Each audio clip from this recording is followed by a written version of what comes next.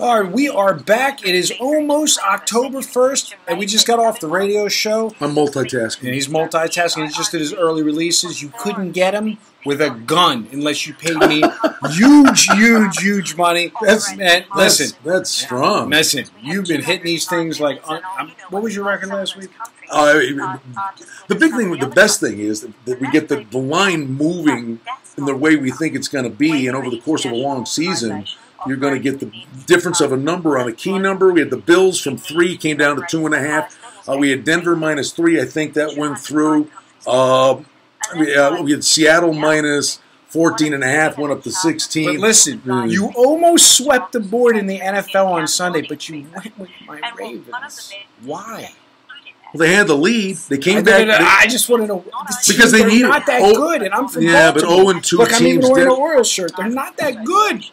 Yeah, but they had the lead in the fourth quarter, and then their defense took a catnap. It was ridiculous. Every time I looked down at my phone, still the score changed. multitasking. It was unbelievable. I hit you. So listen, I want to talk about this weekend's game because I'm going to be here for 7 days. I have my roundtable. I'm meeting my clients. 7 days. 7 days. I'll be back here next Tuesday. What do you think about this game? We'll have to see you every Maryland, Michigan. I mean, it seems like a joke just to take Michigan, but you know, there's a line on the game. There's a line on the game. Either side can cover. I don't trust either team. Went with the one thing I trust when the line move went the other way. Maryland can score, but they can't stop anybody. I would look for it to be a higher scoring Big game. Ten matchup. They're the first time they're in the Big Ten.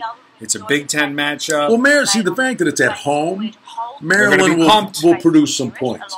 Michigan's the better team. They'll produce some points. I think the safer play is a higher scoring game. The early number on this game is 16 on the road. Michigan is scared. That's a big number to lay on the road. For me, I don't trust either team. It's a night game, so it's going to be cold. When I don't trust a team or teams, I look to play pace of play because I can be more often than not right about pace of play. I think it's a higher scoring game. And then let's talk about... ignoring you. Let's talk about, since I'm going to post this video before Thursday, the Pittsburgh game without Roethlisberger. The early part of this NFL season, overreactions I've never seen for NFL games. Right. I mean, I get it in college football to a degree, but the NFL, these numbers are pretty much easy to make. Let's just go back to the beginning of the season. How many times doing videos with you did I tell you that the wrong team was favored in the opener when Indy was 3 at Buffalo? Correct. Bills roll. Okay. Next week, New England comes in only laying 1. So they're telling you they missed the boat on the Bills. So then New England beats the Bills. Now they go down to Miami. They make Miami 3. The Bills are so much better than Miami. That was an overreaction. Now, Buffalo beats Miami. What do? They send them back home, make them a 6.5-point favorite against the Giants, who have extra time to prepare. The Bills are playing at an awful record the week after they play Miami. They're whammo balls. What's that have to do with the Steelers? I'm saying. The Ravens that's an example. Right.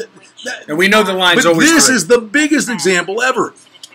Baltimore, Pittsburgh for the last 8 years. You hang the home team 3, the game falls 3, regardless of which team wins. They're always close games. Correct. Now, Pittsburgh loses Roethlisberger. I understand Michael Vick is not Ben Roethlisberger, but they just got Le'Veon Bell back. They're a week away from getting Martavius Bryant back. You're going to tell me they give this guy first-team reps, that he's not going to be better than he was last week. I understand it not being 3, but Pittsburgh should be a 1.5-point favorite in this game. Baltimore, no way should they be favored 2. Now, they may win the game, but there's no way Baltimore should be a 2.5-point favorite on the road. It's nuts. Exactly. All I'm going to say is the game within the multitask? game. You can multitask. The game within the game has been where all the money has been made. We have been making a fortune on these second-half releases. You can see these teams bounce. I'm not saying it's as easy as taking a team that's down in the second half, but don't be so sure that line moves, you're going to read the screen, because bottom line is, you saw on Monday Night Football, the line went from 7 to 5, the line went from 49 to 47. You follow that line move because you have a Don Best screen service, which I love. I use it all the time. But if you're just following the steam, you got steamrolled. You went 0-2. Oh, you just don't blindly follow the steam. So all I will say is this to close it out. Stop guessing. Are we done? Start winning. Yeah, it's a short video. Yeah, stop guessing, start winning. And listen, wait, that's you. That's you. Yeah, but so listen. I want to. But this really looks like you. Hold on. It really looks like me. 1400 a.m. in Las Vegas. 11:30 to 1. You really are blowing. You're really exhausting. 90 minutes. We 90 more minutes. time. More Man, time to can I talk get to a little you. more than 10 minutes? I gotta hook you up. He keeps telling me he's gonna hook me up extra I'll 30 hook you seconds. up. You know what? I gotta say this, and I mean this sincerely. And I can say this with a bunch of people that have been on the show on a regular basis. I think you're doing a great job, and I think the amazing thing is he can talk till the cows come home. But in terms of the information and the things we're talking about and the chemistry, I think leaps and bounds. I think together the two of us have improved since we've been doing it. And I love doing the segment. And listen, and I love the fact that he's a real player, not a handicapper. Because, you know, and I'm not knocking handicappers, but people always say, what sets me apart in this industry? I deal and provide information from guys that are actually making the plays. He's sitting here actually doing the early release? Doing early releases while we're talking. I have clients that I fly in once a month, and we won't talk about it. Once a month.